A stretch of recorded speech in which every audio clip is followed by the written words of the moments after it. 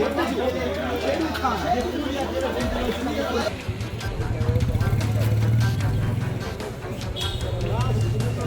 घटना के थोड़ी देर पहले ही निशु खान ने अपनी गाड़ी से इन लोगों को लेकर भागा। वो गाड़ी में मौजूद था, उसी की गाड़ी का इस्तेमाल किया गया था। उसके एविडेंस आए हैं हम लोगों के पास। उसमें इनके सहयोगी हैं हर्ष और दूसरा है भीम। ये निशु के साथ में रहते थे और निशु को पूर्व में गोली लगा था, इसलिए उसके केयर टेकर के रूप में ये लोग थे। सुबह भागने में और तौसीफ को भगाने में और छिपाने में इनका अहम रोल है। सभी को हम लोग आइडेंटिफाई कर चुके हैं और सभी के पीछे टीम लगी हुई है। जो मेन थे तौसीफ, इनकी गिरफ्तारी हो गई है। बाकी लोगों पे भी जल्दी कर रहे हैं। 9 तो सामने आ चुके हैं हमारे। इसके अलावा अन्य लोग भी हैं जिनका इसमें षड्यंत्र करने में रहा है। ये जो 9 लोग हैं ये तो डायरेक्टली वहाँ पे थे। इनके अलावा अन्य लोग थे जिनसे जो हथियार सप्लाई किए, जो रेकी कराने में मदद किए। अभी और लोग इसमें आएंगे। का चर्चित हत्याकांड चंदन मिश्रा कांड में पटना पुलिस को बड़ी उपलब्धि हाथ लगी। आपको बता दें कि शास्त्री नगर थाना अंतर्गत पारस अस्पताल में 17 तारीख के दिन 5 अपराधियों के द्वारा चंदन मिश्रा की 209 नंबर कमरे में घुस करके उसको हत्या कर दी जाती है। हत्या के पश्चात लगातार पूरे पटना में पटना पुलिस के द्वारा छापेमारी की जाती है। छापेमारी के दौरान कई लोगों को भी डिटेन किया जाता है, पूछताछ किया जाता है। पूछताछ के दौरान पता चलता है कि सभी अपराधी बंगाल में जाकर के छुपे हुए हैं, जिसके पश्चात पटना पुलिस और एसटीएफ के द्वारा बंगाल से 4 अपराधियों को गिरफ्तार कर लिया गया है। और इस पर क्या विशेष जानकारी दे रहे हैं पटना एसएसपी कार्तिकेय शर्मा, आइए जरा देखते हैं। घर पे ये कार्रवाई हुई थी और निशु घटना के थोड़ी देर पहले ही निशु खान ने अपनी गाड़ी से इन लोगों को लेकर भागा। वो गाड़ी में मौजूद था, उसी की गाड़ी का इस्तेमाल किया गया था। उसके एविडेंस आए हैं हम लोगों के पास। बाकी जो अनुसंधान का विषय है, अनुसंधान में जैसा आता है वैसा कार्रवाई करेंगे। अनुसंधान का विषय है, जब उनको ट्रांजिट रिमांड से यहाँ लाया जाएगा, कोर्ट में प्रस्तुत किया जाएगा, फिर उनको रिमांड लेकर उनसे पूछताछ करेंगे। उसमें उनके सहयोगी हैं हर्ष और दूसरा है भीम।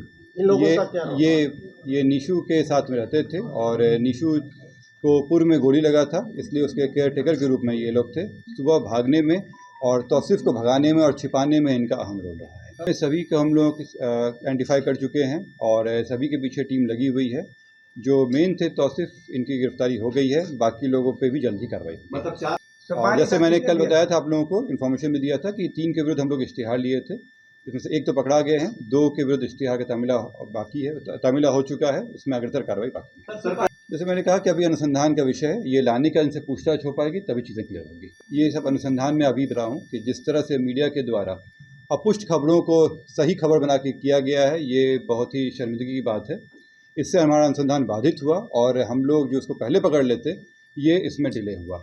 ये मीडिया को भी सोचना चाहिए कि बिना पुष्टि किए हुए केवल इस होड़ में कि वो ब्रेकिंग न्यूज़ बना सकें, ये दिया गया उचित नहीं है और इस पर हम लोग एक्शन लेने वाले हैं। जिन लोगों के द्वारा भी अपुष्ट खबरें दी गई हैं, उनसे एक शोकॉज किया जाएगा कि क्यों नहीं उनको हमारे अनुसंधान में बाधा पहुंचाने के लिए इसमें अभियुक्त बनाया जाए। और मीडिया से भी मेरी हिदायत है कि समय समय पे हम लोग और पटना पुलिस और बिहार पुलिस के द्वारा आप लोगों पे से वार्ता किया जाता है। जो भी पुष्ट खबरें होंगी वो उस पर डाले जाएंगे। अपुष्ट खबरें फैलाना ये अफवाह भी है और हमारे अनुसंधान को बाधित भी करता है। तो आप लोगों से अनुरोध भी है और आप लोगों को हिदायत भी है कि बिना पुष्टि किए हुए इसको चलाने पे कार्रवाई होगी। आप लोगों को जानकारी में पहले से थे, 2 और अन्य आए हैं। इसमें 9 तो सामने आ चुके हैं हमारे। इसके अलावा अन्य लोग भी हैं जिनका इसमें षड्यंत्र करने में रहा है। ये जो 9 लोग हैं ये तो डायरेक्टली वहाँ पे थे। इनके अलावा अन्य लोग थे जिनसे जो हथियार सप्लाई किए, जो रेकी कराने में मदद किए। अभी और लोग इसमें आएंगे। आप कह रहे हैं कि स्पॉट पर 9 जो डायरेक्ट रेस्पॉन्स होता है, जो घटना करने में तुरंत जो किया जाता है, उसमें अभी तक हम लोग 9 लोगों के नाम आए हैं। बाकी अनुसंधान का विषय है और जो बाकी लोगों का इसमें रहा है, जैसे हथियार सप्लाई करने में हो, उनको लॉजिस्टिक सप्लाई करने में हो, उन सब के अभी नाम आना बाकी है। ये अनुसंधान का विषय है और जैसा अनुसंधान में सामने आएगा बात बता देंगे आप। से पूछताछ हुई है। ये हॉस्पिटल की जो बात है, इस पे हम लोग जांच कर रहे हैं कि कैसे बिना रोक टोक के, बिना किसी जांच के वो अंदर चला गया। और जिस तरह से वो गया है, ये क्लियर था कि पहले भी वो वहाँ पर जाता था। क्यों नहीं हॉस्पिटल के द्वारा उन्हें रोका गया, पूछा गया? क्योंकि जब आम आदमी जाते हैं तो उनसे पूछा जाता है कि वो किस कमरे में जा रहे हैं, चेकिंग होती है, फ्रिस्किंग होती है। तो फिर इस मामले में क्यों नहीं किया गया? तौसीफ को जब लाया जाएगा तो उनसे पूछताछ हुई। उन पूछताछ में ये भी एक प्रश्न रहेगा कि किस तरह से वो रहा है।